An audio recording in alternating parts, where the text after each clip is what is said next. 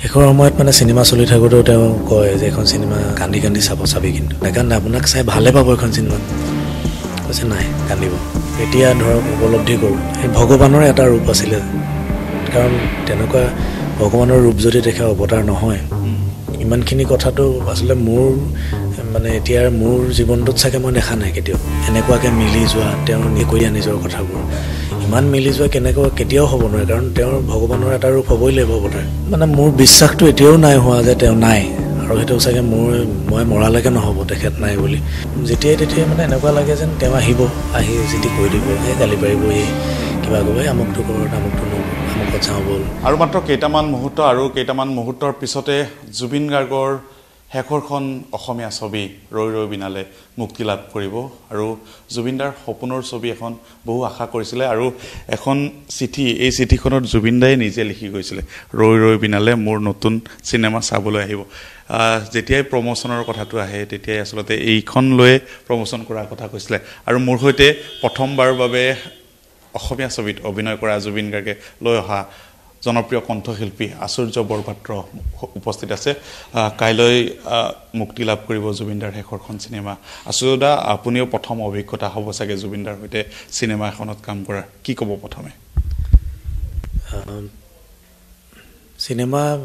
মানে যাৰ গান শুনি ডাঙৰ হ'লোঁ জুবিনদাৰ গান শুনি ডাঙৰ হ'লোঁ জুবিনদাৰ গান শুনি গান গাবলৈও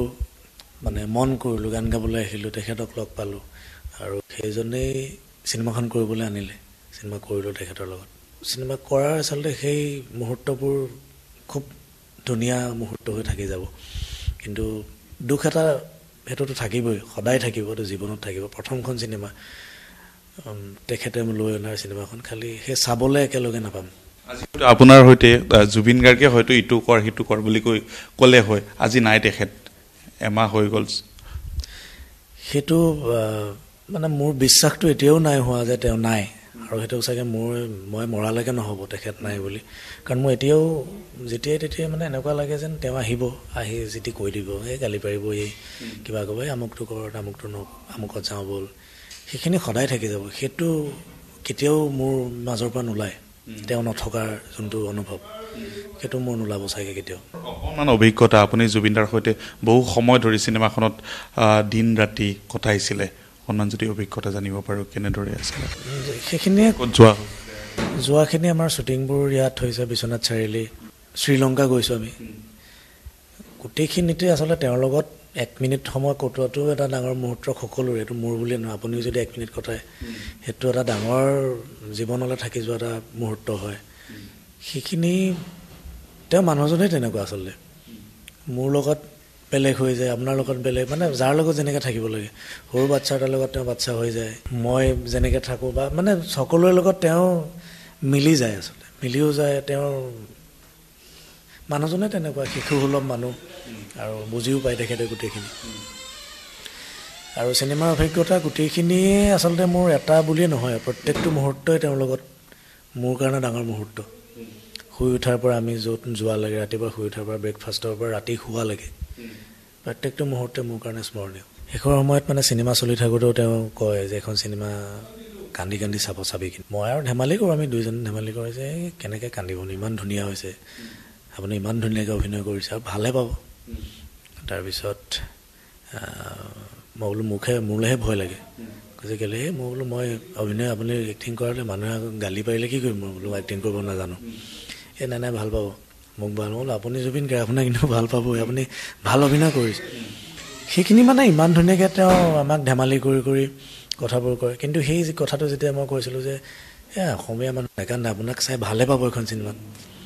কৈছে নাই কান্দিব কিন্তু এতিয়া ধৰক উপলব্ধি কৰোঁ এই কথাবোৰনো কিয় কৈছিলে তেওঁ জুবিনদাৰ প্ৰতি যিখিনি মৰম জুবিনদাৰ সেই আমাৰ অসমৰ সকলোৰে প্ৰতি থকা অসমীয়া ৰাইজৰ প্ৰতি থকা যিমানখিনি মৰম সেইখিনি মৰমৰ মাজেৰে কাইলৈ চিনেমাখন ৰাইজৰ হাতত থাকিব আৰু সকলোৱে তেওঁ ভবা ধৰণে মৰম দিব আৰু তেওঁ ভবা ধৰণেই জীয়াই ৰাখিব তেওঁ ভবা ধৰণেই তেওঁক গোটেই জীৱন আঁকোৱালি লৈ থাকিব চিনেমাখন আগুৱাই নিয়াৰ ক্ষেত্ৰত কিবা জুবিনদাই আগতে কৈছিল নেকি বা কিবা নকৰিবলগীয়া এতিয়াও কাম বাকী আছে নেকি চিনেমাখন আচলতে বহুতখিনি কামে আমাৰ শেষেই হৈছিলে মাত্ৰ আমাৰ বেকগ্ৰাউণ্ড যোনখিনি মিউজিক থাকে সেইখিনি হোৱা নাছিলে কিন্তু সেইখিনিও তেওঁৰ চিন্তাধাৰাৰে গোটেই টিমটোৱে চেষ্টা কৰিছে কৰিবলৈ আমাৰ পৰান্দা যজদা ৰাকেশ সেয়াই কিন্তু তেওঁৰ চিন্তাধাৰা আচলতে দাদাৰ চিন্তাধাৰাক ঢুকি পাবলৈ আমাৰ কাৰো সামৰ্থ্য নাই কিন্তু সেইখিনিত যদি আমি ইমানকণো চেষ্টা কৰি অকণমানো যদি দিব পাৰোঁ ৰাইজক সেইখিনি ভাল হ'ব আৰু তেওঁৰ কাৰণে ট্ৰেইলাৰটো দেখিছিলোঁ এটা আপোনাৰ ডাইলগ সেইটো যদি অকণমান ক'ব পাৰে অকণমান সেইটো চিনটো আপুনি দেখিছে নিজে সেই মুহূৰ্তটো আচলতে মোৰ প্ৰত্যেকটো মুহূৰ্ততে মোৰ মনলৈ আহি থকা মানে সময় আৰু সেইটো থাকি যাব সদায় সেই ভগৱানৰ এটা ৰূপ আছিলে কাৰণ তেনেকুৱা ভগৱানৰ ৰূপ যদি দেখা অৱতাৰ নহয় ইমানখিনি কথাটো আচলতে মোৰ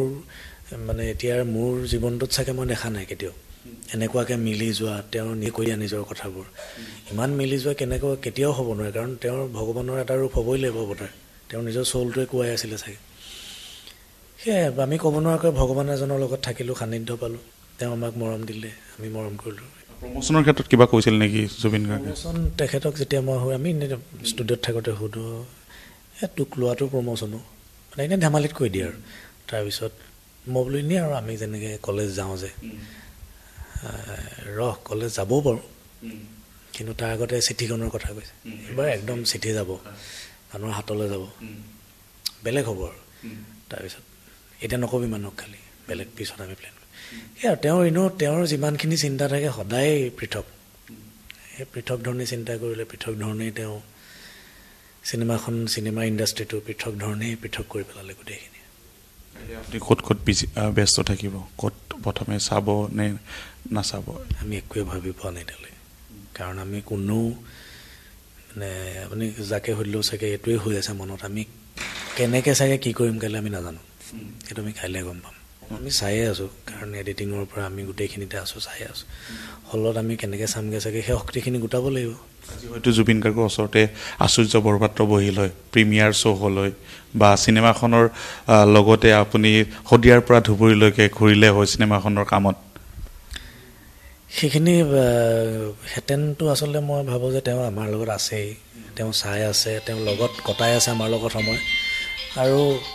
তেওঁৰ আশীৰ্বাদ তেওঁৰ লগত থকাৰ কাৰণেই চাগে ইমানখিনি সম্ভৱ হৈছে কাইলৈ মুক্তি লাভ কৰিব আৰু গোটেই টীমটোৱে আপোনালোকে ইমান কষ্ট কৰিছে আমাৰ গোটেই টীমটোৱে ইমান কষ্ট কৰিছে চিনেমাখন উলিয়াই দিব পাৰিছে অকল তেওঁৰ কাৰণে তেওঁৰ লগত আছে কাৰণে হৈছে আৰু কাইলৈ চালেও তেওঁৰ লগতে থাকিব তেওঁ জুবিনদা হৈ ক'বলৈতো অধিকাৰী নাই কিন্তু জুবিনদাৰ ৰাইজৰ যিখিনি মৰম আছে এই মৰমৰ মাজত মোৰ কথাটো নাহে ক'বলগীয়া একো কথাই নাই কাৰণ অসমীয়া ৰাইজেও জানে জুবিনদাই কিমান ভাল পায় জুবিনদায়েও নিজেই যিমান ভাল পায় সেইখিনি মৰমেই দিছে আৰু সেই মৰম আপোনালোকে দেখিছেই ছবিৰ গৃহতো তেনেকুৱাখিনি মৰমেই থাকিব আৰু অসমীয়া ৰাইজে সদায় আঁকোৱালি ল'ব তেওঁ